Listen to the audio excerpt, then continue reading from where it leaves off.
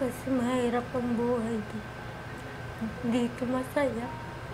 Kanina po, dito ko po narinig na may tatay po ako. Si Diday ba, naging mabait ba sa'yo? Nagpapasalamat din kami na nandito ka, na naranasan namin na naging anak ka namin. Pero hindi naman magbabago yan, Sarah. Nandito kami para sa'yo. Pag nag-aral ka doon, susuportahan pa din namin yun. Sarah, usap tayo saglit. Pwede? Sige, kabit mo muna to, ha? Pag ganyan ang kabit. May sasabihin kasi ako sa'yo. Ngayon, pagtapos nung check-up mo, diba babalik tayo bukas? Tapos sa isang araw, yun yung ipapakita na yung result. Kasi Sarah, uuwi na kita sa inyo pagkatapos lahat nung gagawin sa'yo. Alam ko na nasabi mo na ayaw mong umuwi. Pero kasi wala tayong magagawa. Kailangan ka din ng mama mo, kailangan ka din ng mga kapatid mo. Bakit ba ayaw mong umuwi? Kasi mahirap ang buhay dito. Dito masaya. Nung nandun ka ba, napapagod ka? Opo. Naiintindihan ko yun, Sarah. Pero kahit gustuhin man namin na nandito ka sa amin, kasi syempre dito, wala naman din kaming kasama.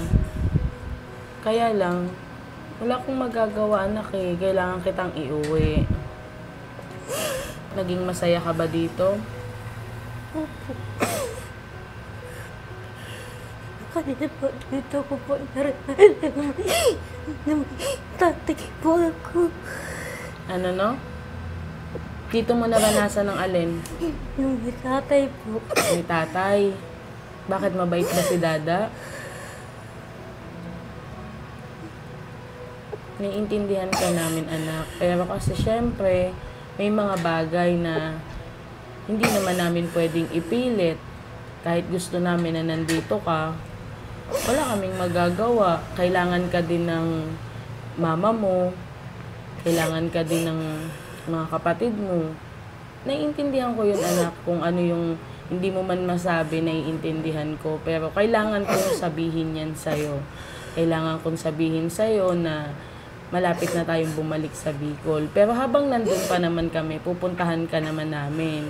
Pero yun nga lang, pag bumalik ka din dito, hindi ka na namin makakasama. Sana maintindihan mo din kami, Sarah, ha? Salamat po. Hinilalag. Yan, Sarah, para yan sa'yo at sa mga kapatid mo, ha? Naiintindihan ko kung ano yung nararamdaman mo.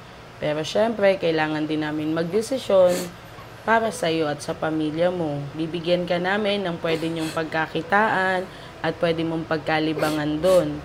Para kahit wala kami, meron na kayong pagkakakitaan, hindi na kayo masyadong mahihirapan, ha? Tandaan mo, lagi lang kaming nandito para sa inyo. Huwag ka nang umiyak, ha? Madami pa namang time para magkasama ulit tayo.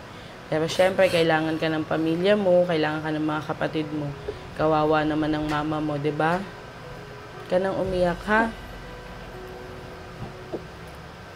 When there's no getting over that rainbow.